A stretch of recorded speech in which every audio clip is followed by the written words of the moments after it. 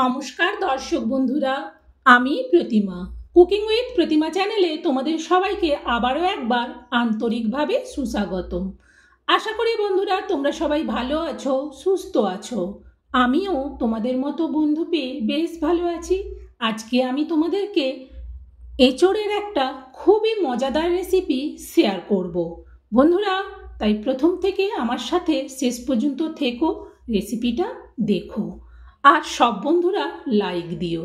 আর যে সমস্ত নতুন বন্ধুরা আজকে প্রথম আমার এই ছোট্ট পরিবারে এসে আমার এই এঁচোড়ের মজাদার রেসিপিটা দেখছো, তোমরা আমাকে তোমাদের বন্ধু করে নাও আর তোমরাও আমার বন্ধু হয়ে আমার পাশে থেকো।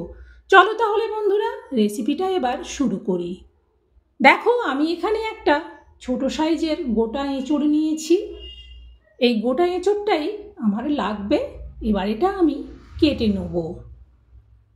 দেখো দুভাগ করে কেটে নিয়েছি। তারপর এক্সট্রা আঠাটা একটু কাগজ দিয়ে মুছে দিলাম। আর দেখো এর সাথে নিয়েছি গোবিন্দভোগ চাল। এই এঁচোড়ের পরিমাণ অনুযায়ী আমি 100 গ্রাম গোবিন্দভোগ চাল নিয়েছি। এইভাবে এঁচোড় আর গোবিন্দভোগ চাল দিয়ে এত সুন্দর একটা রেসিপি হয়, না বানিয়ে খেলে বুঝতেই পারবে না। তাই কেউ কিন্তু একটুও টেনে টেনে দেখো না, স্কিপ করে দেখলে রেসিপিটাতে আমি কখন কি দিলাম কিছুই তো বুঝতে পারবে না। সেই জন্য একটু ভালো করে রেসিপিটা দেখে নাও আর অবশ্যই একদিন বানিও। চলো এবার এঁচোড়টা কেটে নিই। দেখো আমি এঁচোড়টা কেটে নিয়ে ধুয়ে নিয়েছি, তাতে দিয়ে দিলাম হলুদ। এবার এটা সেদ্ধ করে নেব। দেখো সেদ্ধ হয়ে গেছে। এবার এটা জলটা ঝাড়িয়ে নেব। জলটাও ঝাড়িয়ে নিয়ে বেশ ভালো করে কিন্তু এটা সেদ্ধ করে নিতে হবে। এটা এখন বেশ গরম। এরপর আমি কড়াই বসিয়ে দিয়েছি গ্যাসের মধ্যে আবার, আর তাতে দিয়ে দিচ্ছি 1 চামচ ঘি। ঘিটা গরম হতে শুরু করেছে। এবার দিয়ে দেবো গোবিন্দভোগ চালটা। পুরো চালটাই দিয়ে আবার হালকা করে ভাজতে থাকবো। সুন্দর ভাজা হয়ে গেলে এইভাবে নাবিয়ে নেব।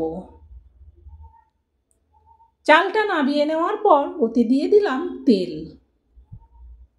তেলে দিয়ে দিলাম তেজপাতা আর দিচ্ছি 1/2 চামচ গোটা জিরে। গোটা জিরেটাকে 2 মিনিট ভেজে নেব। এরপর দিয়ে দিচ্ছি পরিমাণ মতো লবণ। লবণটাকেও একটু দেওয়ার পর নাড়িয়ে দিলাম। এরপর দিয়ে দিচ্ছি একটা বড় সাইজের পেঁয়াজ, ছোট ছোট করে কুচি করে।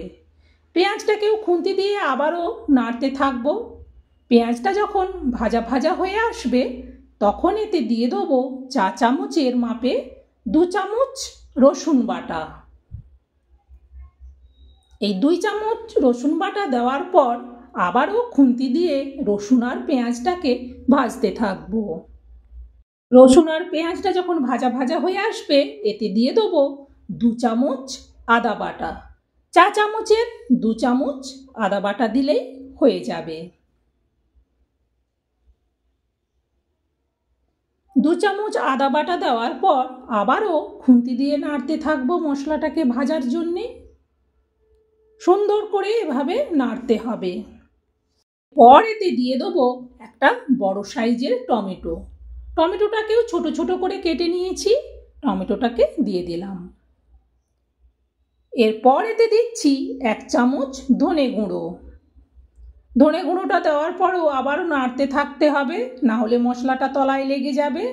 এবার দিয়ে দিলাম 1 চামচ চিনি। চিনিটা দেওয়ার পর নাড়ানাড়ি করার পর দিয়ে দিচ্ছি পরিমাণ মতো হলুদ।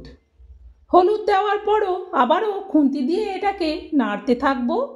আর দিচ্ছি লঙ্কার গুঁড়ো। লঙ্কাটা যে যেমন ঝাল পছন্দ করো সে সেইভাবে দিও। এরপর এতে দিয়ে দেবো অল্প একটুখানি জল।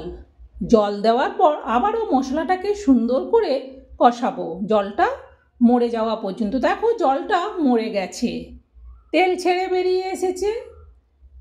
এটাকে ভালো করে এভাবে কষিয়ে নিতে হবে।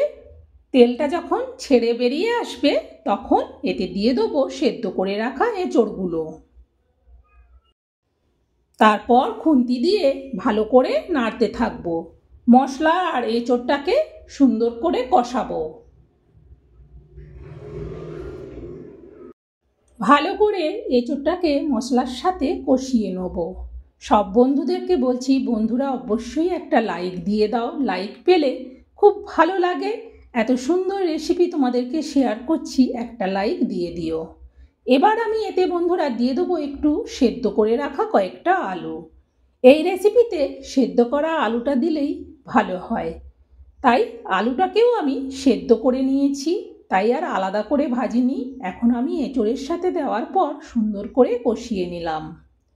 এরপর এতে দিয়ে দেবো ভেজে রাখা গোবিন্দভোগ চাল। আর গোবিন্দভোগ চালটাকে কিন্তু ঘি দিয়েই ভাজতে হয়। ঘি দিয়ে ভাজলেই এর সেন্ট আর স্বাদ দুটোই ভালো হবে। এরপর এতে দিয়ে দেবো পরিমাণ মতো জল। এতে জলটা একটু বেশি করেই দেবো, কারণ চালটা সেদ্ধ হবে। জলটা দেওয়ার পর ভালো করে এইভাবে নাড়ানাড়ি করে দেবো, যাতে চালটা পুরো তলায় চলে যায়। এরপর আমি এতে দেবো দুটো ছোটো এলাচ, দুটো লবঙ্গ আর একটা দারুচিনি। ছোট্ট একটা দারুচিনি হলেই হয়ে যাবে। দেওয়ার পর ঢেকে দেবো। 3-4 মিনিট বাদে আমি ঢাকনাটা খুলে নিলাম। এটা বেশ ফুটছে।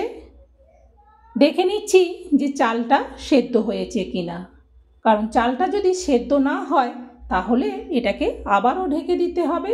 কিন্তু আমি দেখলাম যে আমার চালটা সেদ্ধ হয়ে এসেছে, তাই ভালো করে খুন্তি দিয়ে নাড়ানাড়ি করে এটা এবার আমি নাবিয়ে নেব। নাবানোর জন্যে আমি এই বাটিটা নিয়েছি। বাটিটার মধ্যে আমি রেসিপিটা নাবিয়ে দিচ্ছি। সবটা নাবানো হয়ে গেলে তারপর আমি এতে দিয়ে দেবো আবারও 1/2 চামচের মতো ঘি।